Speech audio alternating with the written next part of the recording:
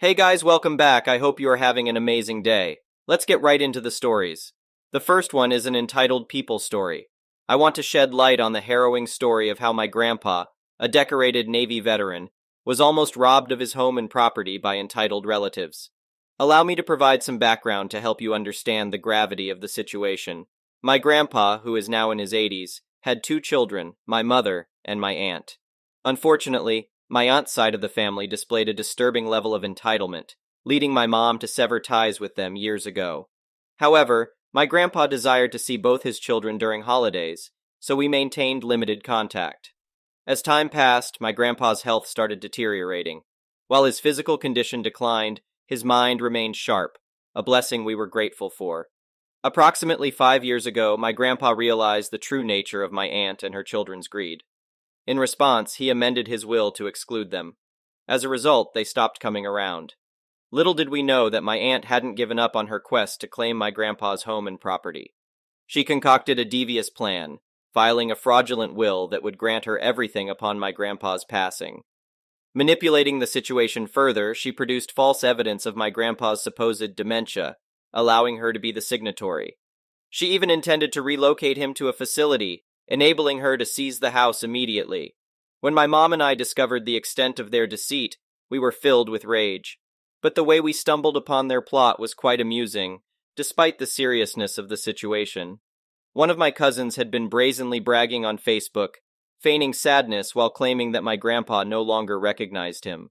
He played the role of a reluctant heir, suggesting that they would reluctantly assume control of the house on his behalf. Determined to ensure my aunt and cousin didn't get away with this treachery, we knew we had to act swiftly. Aware of my grandpa's astuteness, we were well acquainted with my aunt's repeated attempts to guilt him into funding lavish vacations and even her children's college tuition. As my mom was occupied, I took it upon myself to drive 2 hours and personally inform my grandpa about the situation. Presenting him with the Facebook post, I urged him to seek legal representation before they could coerce him into an undesired fate. Despite his declining health, my grandpa still possessed the ability to handle most of his affairs, aided by occasional assistance and meal deliveries. We were proud that he could maintain his independence in his twilight years. Fast forward, and my worst fears were realized. My aunt had successfully removed him from his home and relocated him to a care facility. Labeled as senile, the staff initially disregarded his pleas. However, he eventually convinced someone there of his lucidity and the injustice he had suffered at the hands of his daughter. Simultaneously, I hastened the process of acquiring a lawyer, providing them with a comprehensive account of the events. We were desperate to liberate my grandpa from the confines of that home. Under normal circumstances, such a legal battle would take considerable time. Nevertheless, my lawyer successfully persuaded a judge that subjecting a dying man to further delay after being forcefully removed from his home would be cruel. Fortunately, the doctors at the facility independently assessed him, confirming his mental acuity and reviewing his medical records, which showed no signs of cognitive decline or neurological issues. Remarkably, we managed to secure a court hearing within a month, an astonishingly swift timeline in the world of litigation. My lawyer obtained the forged documents my aunt had used to fabricate the will and the dementia diagnosis. A team of investigators delved into the matter, revealing that the doctor's name on the medical paperwork had never even interacted with my grandpa and was not affiliated with their institution. Moreover, a comparison of the legitimate will and the one my aunt signed showcased a stark contrast. She went from being excluded to becoming the sole beneficiary, unmistakably driven by a desire for personal gain. For a whole month, my aunt and cousin enjoyed the stolen property. They trespassed in my grandpa's house without permission, effectively making it their own. Naturally, my grandpa was furious and desired to press charges against them. As the court proceedings unfolded, my aunt accrued substantial fines, causing her to lose all the money she had obtained from selling her other house. She subsequently found herself behind bars and later placed on probation. As for my cousin, he had a history of entitlement-fueled misconduct and had his license revoked due to 2 hit-and-run incidents. His persistent disregard for the law resulted in a 5-year prison sentence. To this day, that side of the family blames me, convinced that I coerced my grandpa into taking legal action against them. In reality, it was his own decision, and I merely supported him and facilitated communication with the lawyers during his time in the care facility.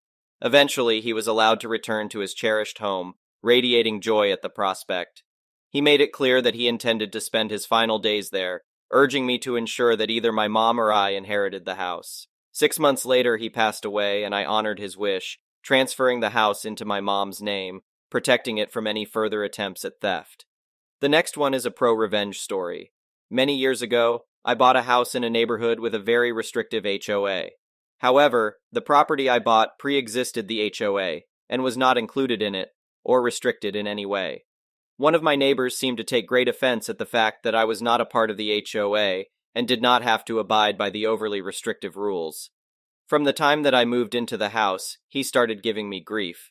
First, it was HOA notices that I was under no obligation to follow. When that failed, he began to harass me at every opportunity.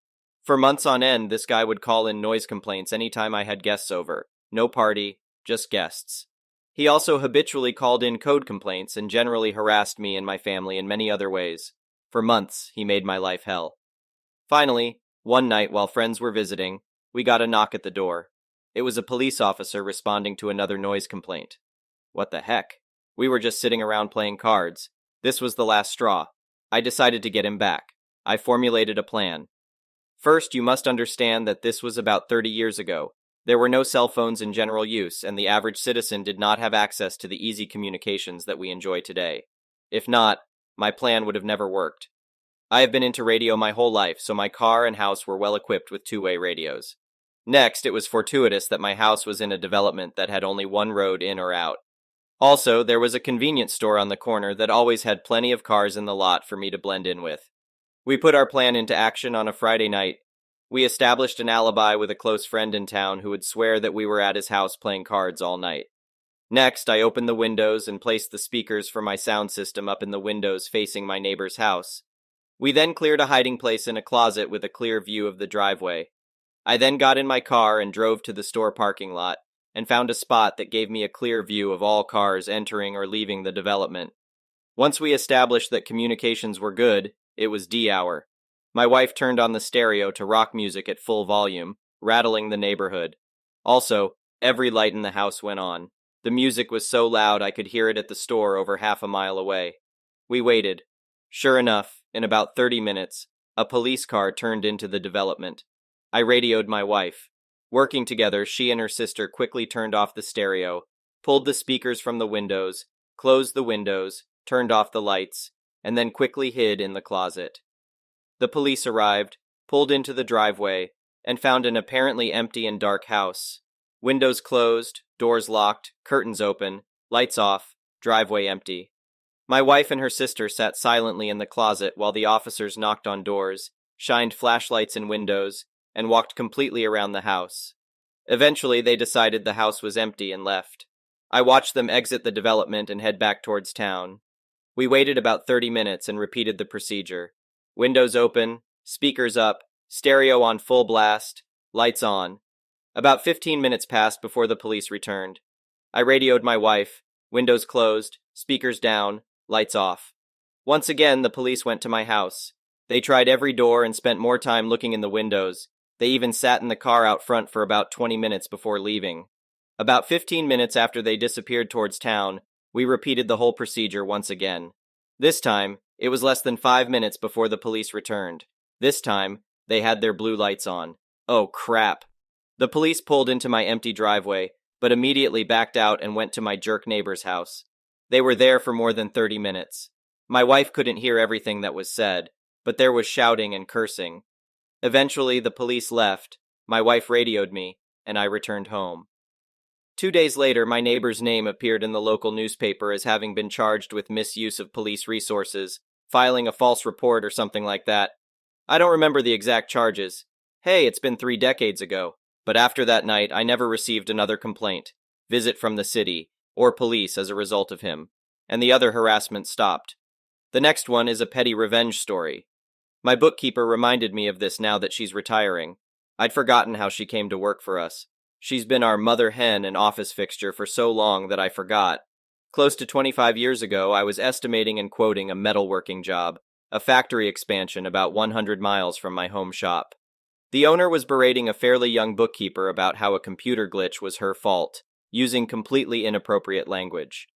When we went to the job site, he explained how she only had a local college degree in bookkeeping and business. He mentioned that if he didn't keep her on the back foot, she would want a raise and benefits. He also mentioned that she had to keep the job because she was a single mother. We cut steel, installed it. So I saw this girl cry, work through lunch, and be the last one to leave her department, etc.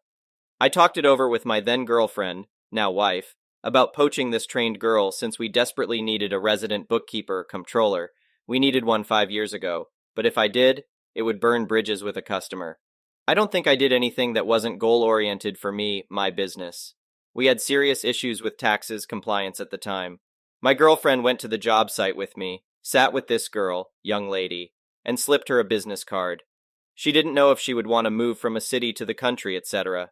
She had worked there for 5 years, got no raises or benefits, and desperately wanted another job. But she knew the boss owner would ruin her job reference since she had seen him do it before. My wife rented her a little place for cheap. She started with us, and untangled the last 3 years of mess in about 3 months. For the first time ever, the monthly reports were on time and the tax paperwork was done on time. She even managed to talk the IRS state revenue out of most of the fines, penalties. She quickly became my girl Friday, since she solved problems in minutes that had plagued me for years. She had actual education and experience, along with being sharp as a tack. She met her husband here, had her wedding lakeside here, they built a house here, had 2 more kids here, and spent 25 years working here. High Grand Poobah of the office, killer of paperwork dragons. She and my wife have become great friends since they both lived city lives at one point, and we are all country folks. Although I kept a professional distance, so I was quite surprised when she broke down in tears at her retirement get-together, saying she owed her entire life to us. Well, no, she doesn't. I was more than willing to throw money at the paperwork monsters to get the tax compliance people off my back. She saved the company. A model employee, wonderful wife, great mom, and an all-around good person. She doesn't owe us anything. She earned everything she worked hard to get. It's my good fortune to have been in the right place at the right time, and the right time in her life. I'm sure with her intelligence, willingness to work and learn, she would have done well once she got away from that a-hole. The revenge. I knew the customer I poached her from got into all kinds of tax, employee pay, and state-federal regulation problems about 6 months after she left. But I just found out that when working with the state-federal tax people, she leaked about his shady dealings. When we dealt with labor relations people, she leaked about his shady dealings and so on. She knew exactly where to point the investigators, and they didn't disappoint.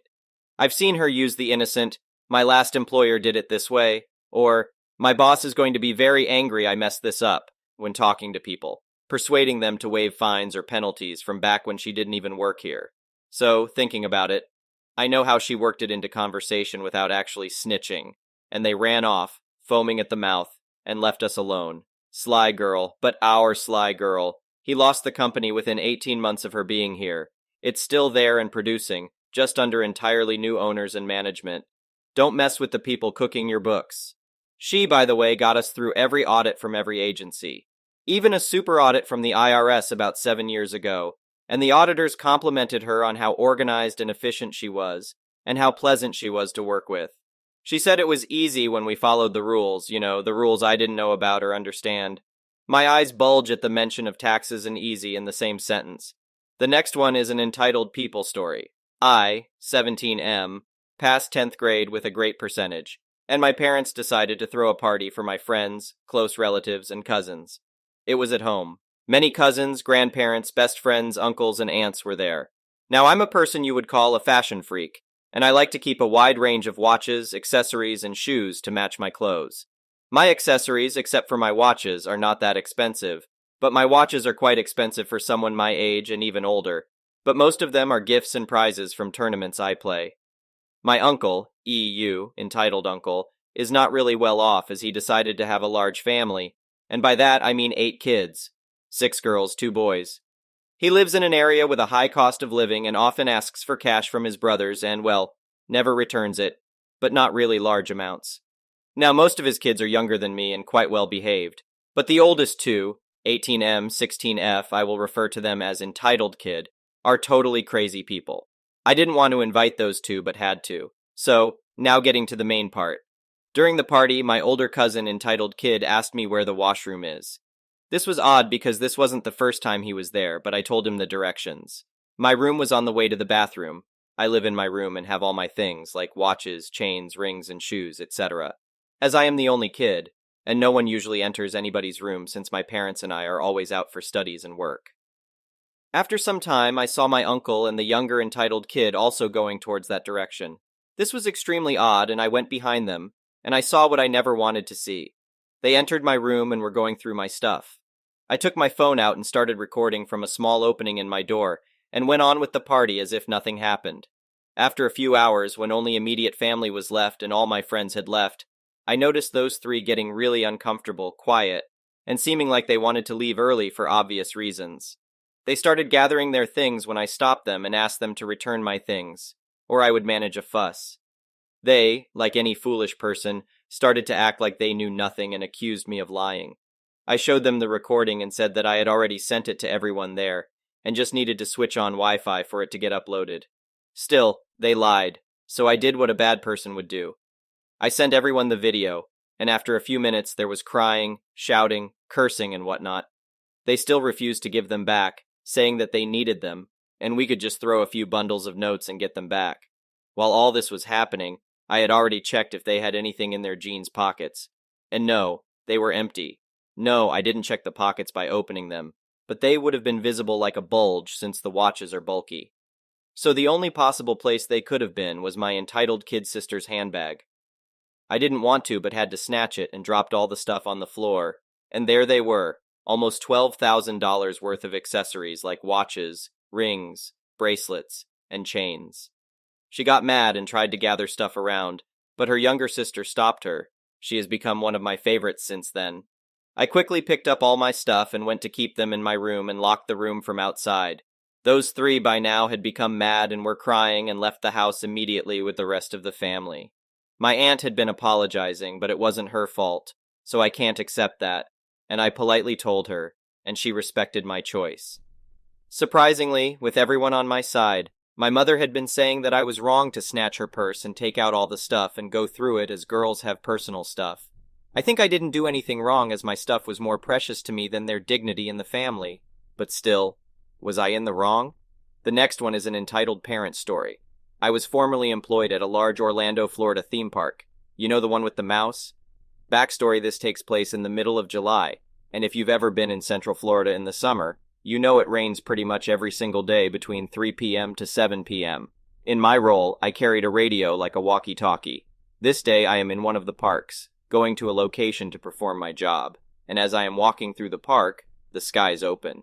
I mean, it's like buckets of water being poured out on you. I enter the location and see lots of people in ponchos and rain parkas standing around. I rarely perform my duties in the parks when they are open.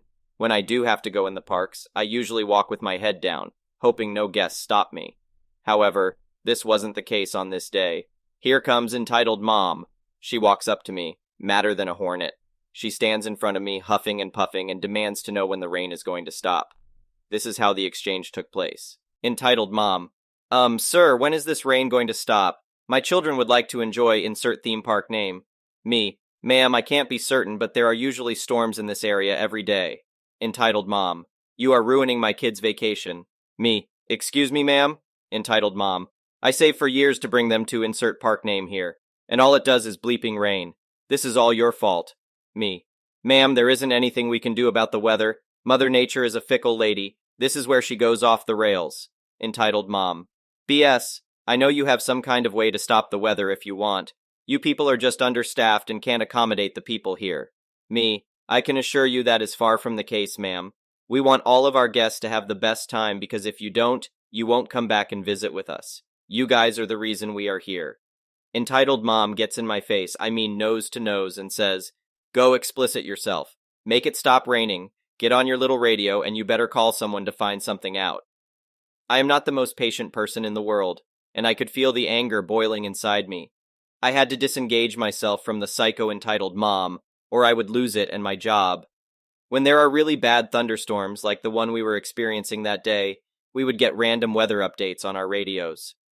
Just then, the alert sound for an impending weather update came over my radio. I excused myself from entitled Mom and stepped away to listen to the weather update. The person said the thunderstorm would exit the property around 4:35 p.m. I returned to entitled mom and said this in the most sarcastic way I could, knowing I would probably get in some kind of trouble. Me, ma'am, I just spoke to God and he said the rain would be gone by 4:35 p.m. Shockingly, entitled mom looked at me and said, "Thank you." I just stood there with my mouth open, and I took this as a sign for me to exit the scene. Flash forward about an hour, and I am still in this park. The rain had stopped, the sun was back out, and it was humid as all hell. Just out of the corner of my eye, I spot entitled mom, and she is making a beeline straight for me. I think to myself, great, it was nice working here. Entitled mom, thank you for calling someone so they would make it stop raining. Me, with a huh what look on my face. Huh? Entitled mom, I knew you guys could turn that off. Me, still with a huh what look on my face. Mumbles, you're welcome, ma'am. I walked back to my work truck laughing the entire way. The next one is an entitled parent story. I was recently at a party where the primary attendees were all in their 60s and 70s. There was a small group of us in our 30s, and while most of us have kids, one couple does not. There were a few offhand comments from the elder attendees that were along the lines of the intrusive, "Oh, when will you be having kids? And children are the best." We all just rolled our eyes. Then this one woman, whom I do not know, sat down in our youth group and started talking about having kids to the childless couple. I interjected, spoke a little louder than the aging woman, and said, "If you don't want to have kids, you don't have to. They require constant supervision. They're loud and expensive." Then the old biddy turned to me and chimed, "But they'll take care of you when you're older." I proudly said, "Oh no, they don't. If they don't want to take care of you, they don't have to." "But yes, they do." "No, their lives are theirs to live as they see fit. I brought them into this world, and it's my responsibility to care for them as they age. As I age and need assistance, I hope my children will be able, and more importantly, want to help me, but I will not place that daunting expectation on them." I could see that she'd never heard or thought of this concept. Her world started to crumble. Before she said anything else stupid, she hurriedly got up and left our group. I hope she went to her kids for a heart-to-heart, but I doubt it. Thank you for watching. I would really appreciate it if you could like the video and subscribe to our channel if you haven't already. We'll see you again tomorrow.